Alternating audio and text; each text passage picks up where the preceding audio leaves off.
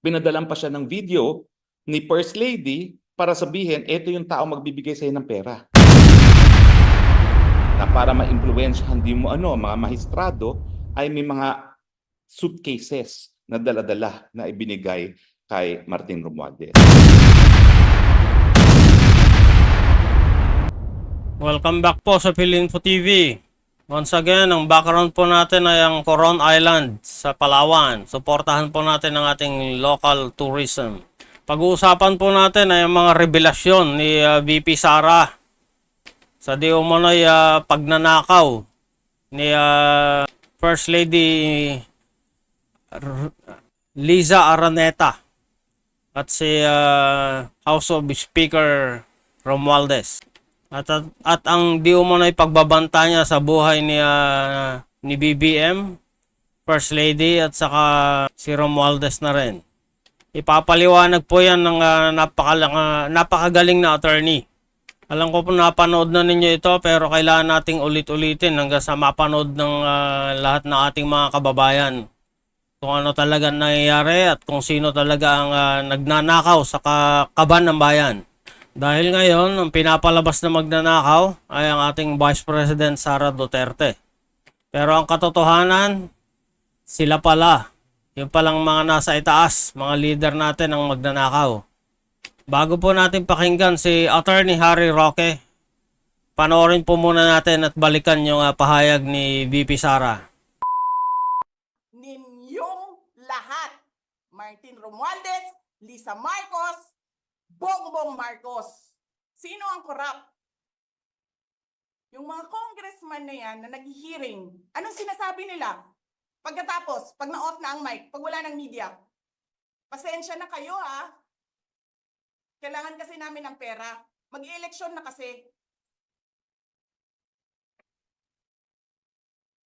Pakisabi kay Sara ha. Hindi ko naman gusto tong ginagawa ko eh. Hindi mo pala gusto ginagawa mo eh. Bakit mo sinisira pangalan ko? Joel Chua.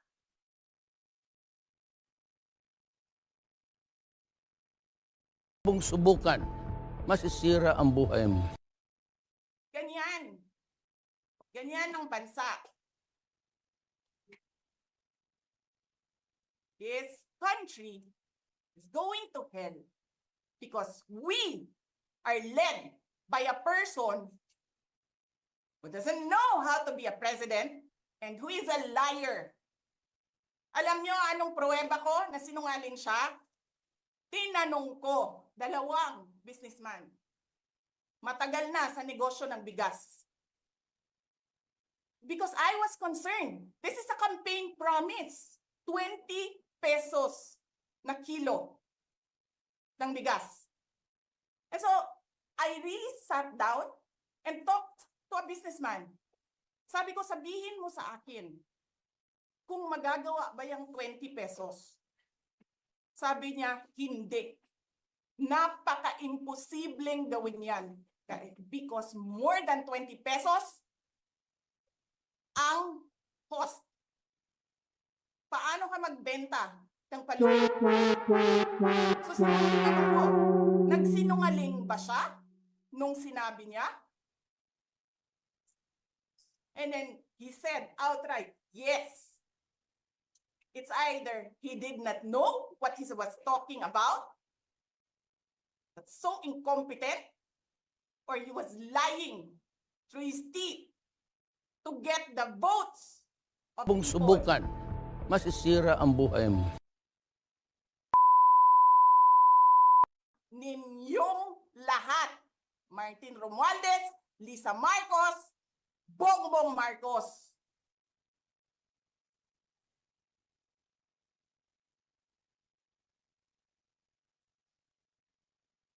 Ginigit-git nyo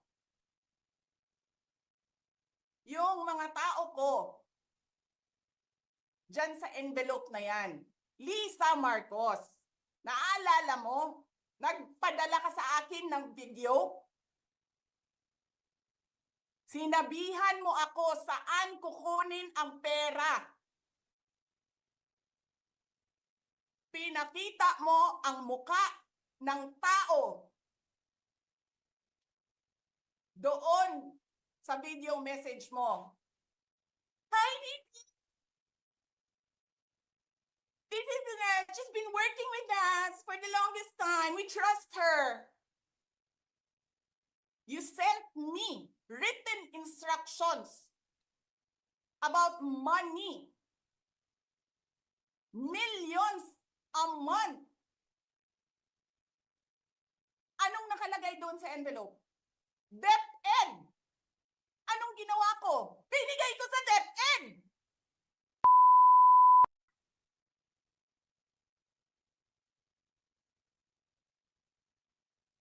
Wala ka ngang posisyon sa gobyerno, namimigay ka ng pera ng gobyerno eh.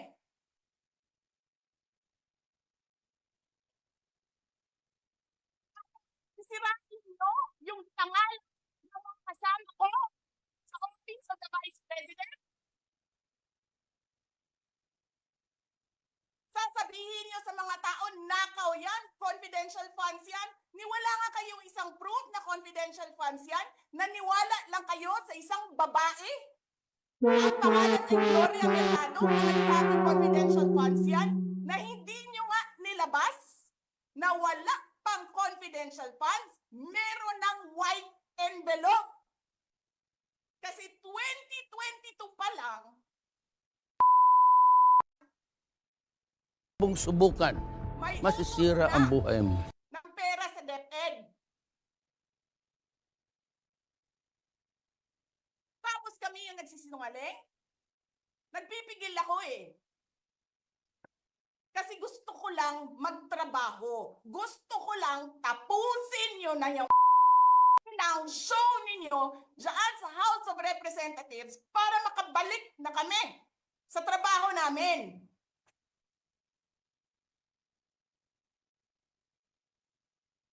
Tapos ganyan ang gagawin ninyo sa amin dahil hindi kami sumusunod sa inyo. Yan, ganyan lang po yung pahayag ni BP Sara. So, eto na po yung komento ni Attorney Harry Roque. Magandang linggo sa inyong lahat, ha? Nako, exciting ang naging weekend natin, no? Malay ba natin na puputok na ang bulkang Sara Duterte dahil talaga naman pong naubos na ang pasensya ng Sara Duterte, no? Ako po, ha? Lalo kong hinangaan si BP dun sa nakita ko kasi natural siya. Hindi siya plastic. Wala siyang pakialam. Sinasabi niya kung anong nasa looban niya at ilinibas niya ang tunay niyang sentimiento laban kay Presidente Marcos Jr., kay Disa Araneta at kay Speaker Martin Romualdez. Ako, yan ang kailangan ng mga Pilipino. At yan naman ang dahilan kung bakit sa tingin ko nanalo ang kanyang ama. Kasi hindi sila plastic. You see what you get what you see. At sa tingin ko, mas lalo siyang gugustuhin ng taong bayan na alam nila na hindi plastic ang ating Vice President at ang susunod na Presidente natin. Tanggapin natin yun na hanggang ngayon, kahit anong binabato nila kay Sara, siya pa rin ang number 1 na iboboto ng taong bayan kung magkaka-eleksyon ngayon. Tama ka dyan, Attorney. Dito kasi sa Pilipinas, o kahit sa ibang bansa, kung sino yung inaapi, yan talagang binibigyan ng simpatya ng mas nakakarami. Ngayon, ang pag-usapan natin ngayon, nako, dalawa pong gusto kong pag-usapan. Nasagot ko na naman yung issue nung huli nating Facebook, no? Tungkol doon sa, ano ba yung aking topic last time, hindi ko na maalala. Pero ngayon, sinasabi nila na, yun nga daw, nagbanta raw sa buhay ng ating presidente, ang BP Sara. Well, hello, hindi nyo ba napakinggan ang sinabi? Ang sabi niya, pag ako pinatay, meron na siyang kinausap na patayin ang presidente, si Lisa at si Speaker. Hindi po yung pagbabanta. Bakit? Kasi yung krimen na grave threats o yung pagbabanta na pumatay, dapat merong intent. Meron talagang intensyon na pumatay. Pero nakita nyo naman, nasa ng intensyon kung ang order na pumatay, kapag siya mismo ay pinatay, di wala. Kumbaga, yan ay talagang pananalita dahil siya ay galit, yan ay sakop ng malayang pananalita, at kung totoo man yan, at yan ay na-implement, ibig sabihin, ma-assassinate din ng Vice President. So paano mo pa mapaparusahan ang nag-utos na patayin yung presidente, ang Lisa Araneta, at ang speaker kung patay na rin yung nag-utos? Diba? Talaga naman pong yan po ay dala ng damdamin, at kung talagang totoo yan, yan ay self-defense. Dahil yan naman ay mangyayari lang kung siya mismo ay pinatay. At alam nyo ba ho, merong vlogger na si Sas na nagsabi na hindi na inisinapubliko ni BP Sara, at ito ay kukumpirmahin ko sa kanya, na mayroong talagang nagtangka na pa siya ay patayin. Ewan ko ba, siguro ayaw lang Kung talaga ni subukan, Inday Sara na siya masisira ang pag-usapan, buhay no? mo. Pero talagang ako, naniniwala ako dyan. Dahil talaga namang alam nyo naman, balakid sa Marcos administration itong BP Sara na ito. No? Kaya ako, mas matindi talaga ang threat kay BP Sara, at yung sinabi nga niya na meron ng nakausap siya para sa presidente, kay Lisa at kay Martin, ayan ay kung siya ay papatayin din at napatayin na. Diba? So sa akin, imposible naman yan na maparusahan si BP Sara kung na-implement yan. Dahil ibig sabihin, pinatay na si Inday Sara. Impossible crime ang aking tawag dyan. Okay? Pero, ang hindi pinag-uusapan ngayon ng mainstream media, ang mga exposés ni BP Sara na importante yan. Dahil tandaan ninyo sabay silang nangampanya under unit team. At nagsama rin sila ng mahigit kumulang 6 hanggang, taon pala kasi bago naman sila nabiyak, tapos naman ng 1 taong panunungkulan bilang Education Secretary itong si BP Sara.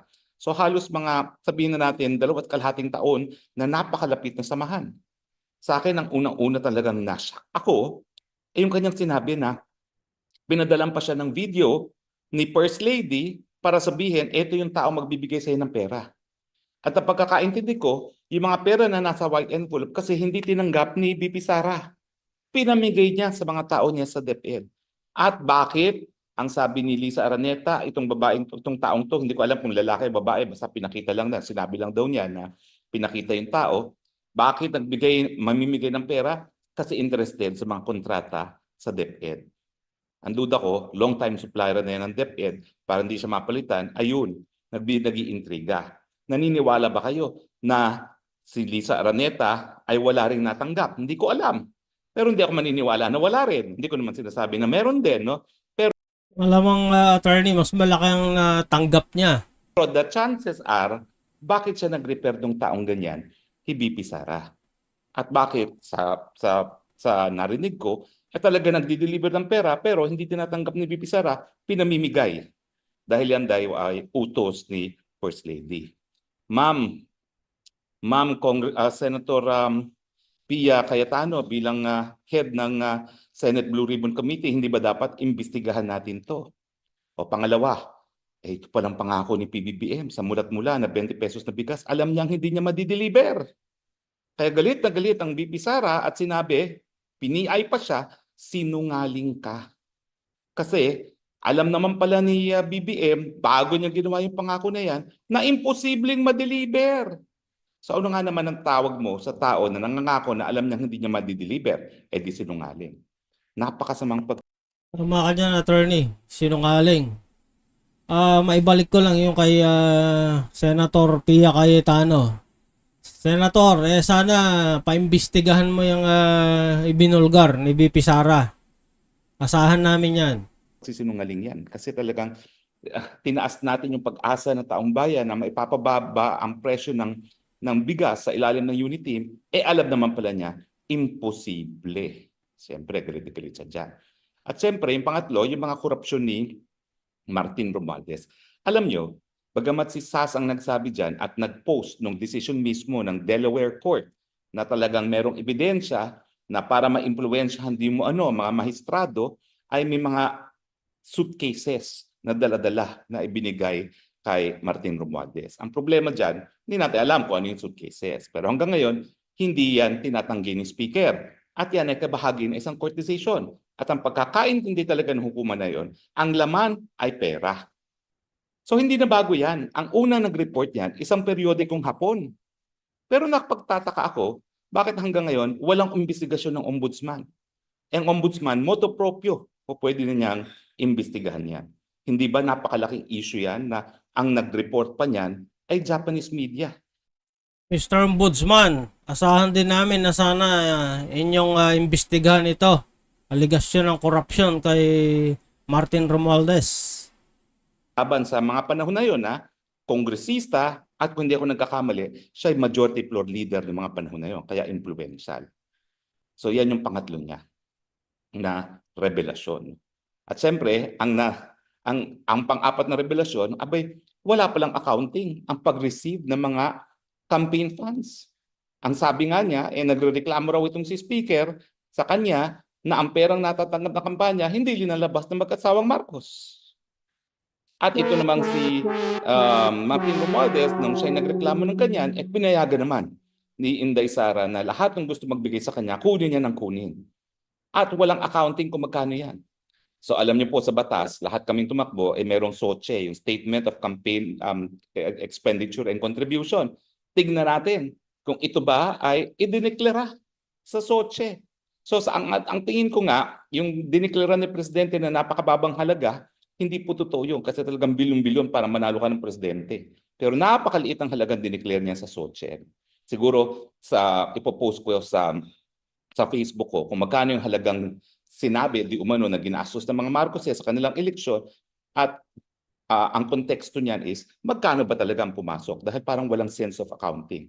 At yun nga ang sabi ni Inday Sara, pati yung mga gusto magbigay sa kanya, pinatanggap niya at wala ng accounting. Hindi natin alam kung magkano talaga ang nakakubra at magkano nagastos.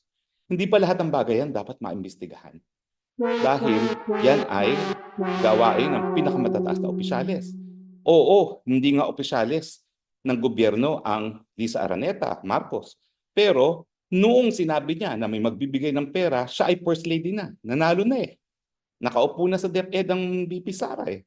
So ibig sabihin yan, meron pa rin paggamit ng impluwensya bilang First Lady. Hindi mo pa rin yan masasabi na yan ay hindi krimen.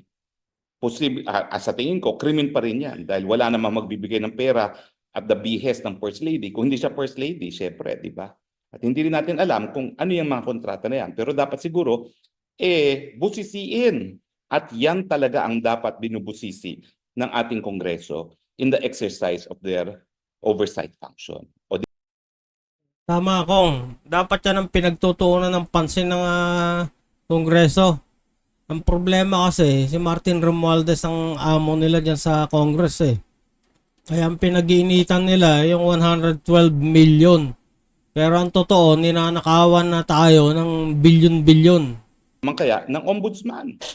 So nandyan na yan, nadeklara na yan, sana naman po hindi mabaon sa limot. Alam nyo, kaya binabato nila si Once again, Mr. Ombudsman, gawin niyo po ang trabaho niyo. Sara na buang daw. Kasi napakabigat ng mga paratang niya. Bukod pa dun sa hindi marunong maging presidente. Di ba? At saka yung sinasabi pa niya, Speaker Romualdez, tumatanggap sa Pogo. Ako na pinagbibintangan nyo na Pogo. Ayun. Ang sabi ni BP Sara, si Speaker daw ang tumatanggap ng Pogo. Alam nyo, first time sasabihin ko. Ako, Speaker, sagutin mo ang aligasyon ha. Hindi pwedeng ipagwalang bahala ito. Ikaw pa lang tumatanggap dyan sa Pogo eh. Yan sasabihin ko to. Meron isang pagtitipon na naimbita ko ni Speaker. May kasama ako. Yung kasama ko, hindi napaupo sa aking kasama ko sa table. Kasi alam mo naman yan, presidential table. Napaupo siya kasama lahat Pogo. Totoo po yan. Lahat ng nandun sa lamesa ng kasama ko, puro Pogo. Hindi lang Pogo operator, kundi Pogo suppliers pa. Meron kasing parang kumpanya na nagpo-provide ng program, yung lahat ng mga pangangailangan ng Pogo, yun po, malaking-malaking kumpanya yan. Yun ang kasama ng kasama ko sa table. So ako, hindi niya mapagkakait na talagang may relationship sa Pogo. Samantalang ako, abogado lang ako sa kaso. Bakit akong pinagdidiskitahan nila? Nandiyan naman yung mga court files na ejectment. O malinaw pa sa sinag na araw ng aking ginawa ay pag-aabogado. At ano ba naman yung sinamahan ko? Hindi po para kubuhan ng lisensya yun Yun ay para magbayad lang ng pagkakautang sa PAGCOR dahil di umano binulsa nung kanilang representante sa PAGCOR yung dapat na sana ay bayad nila. Yun nga nakakalungkot ka, attorney. Ikaw pa tong napagbuntunan. Dahil lang naging spokesperson ka nung panahon ni former president, gusto ka rin nilang sirain. Malinaw po yan. So dapat, Quad Committee, imbestigahan niyo si Speaker. Di ba? Pwede ba naman baliwalain ang sabi ng Vice President at tumatanggap sa pogo ang Speaker? O, tuwad committee. Kung gusto nyong maging quad kayo, na hindi kayo maging tuwad, imbestigahan ninyo yan. Gawin ninyo yung totoong trabaho nyo. Hindi yung moro-morong ginagawa nyo ngayon. Yan ang dapat maimbestigahan ng Quad Committee na nag-iimbestiga sa pogo. Ang issue na sino ba mga opisyalis na nasuhulahan ng pogo. Ako hindi naman ako taong gobyerno. Sabihin na natin nag-abogado ako, ano ngayon? Krimen ba mag-abogado ang isang pribadong mamamayan? Matagal na po akong wala sa gobyerno ha. Nung ako'y tumakbo pa noong 2022, isang 6 na buwan. So 2021 pa lang, wala na ako sa gobyerno. 2024 na po ngayon. Magto 2025 na nga. Diba? So ayan ang dapat imbestigahan ng Quad kung talagang seryoso sila doon sa exercise na tinatawag nila na oversight function. Well, alam nyo, hindi na po ako magtatagal dahil alam ko may pagtitipon dyan ngayon sa veterans. Kung nandyan po kayo sa vicinity ng veterans, makiisa naman po kayo. Ipakita nyo po na kayo po ay tutol sa mapang-abuso na paggamit ng kapangyarihan ng ating mga kongresista. Kung kayo po ay naniniwala na ang Kongreso ay dapat magbigay solusyon sa ating mga problema as the policy-making body at hindi dapat nang aapi ng mga kalaban ng administrasyon, magpakita po kayo ngayon doon sa Veterans Memorial. Ako po talaga nalulungkot ako. Wala ako doon physically. Pero nakikita nyo naman po sa pamamagitan ng internet na binigay sa atin ng Panginoon, hinihikayat ko ang lahat. Dapat iparinig ninyo ang boses ninyo. Dahil sama-sama tayo po ay magkakaroon ng mas malinis na gobyerno at tayo po ang maghusga kung mananatili o mawawala ang administrasyon nito. So yan po, napakagandang komento ni Attorney Harry Roque sa pasabog ni VP Inday Sara. Tingnan po natin sa mga susunod na araw o ngayong araw kung paano magpro-progress itong mga pangyayaring ito. Mag-subscribe na po kayo sa ating YouTube channel. Pakiclick ang notification bell para lagi kayong updated. Paki-like and share na rin po ang video na ito para mapanood ng ating mga kababayan. Salamat po.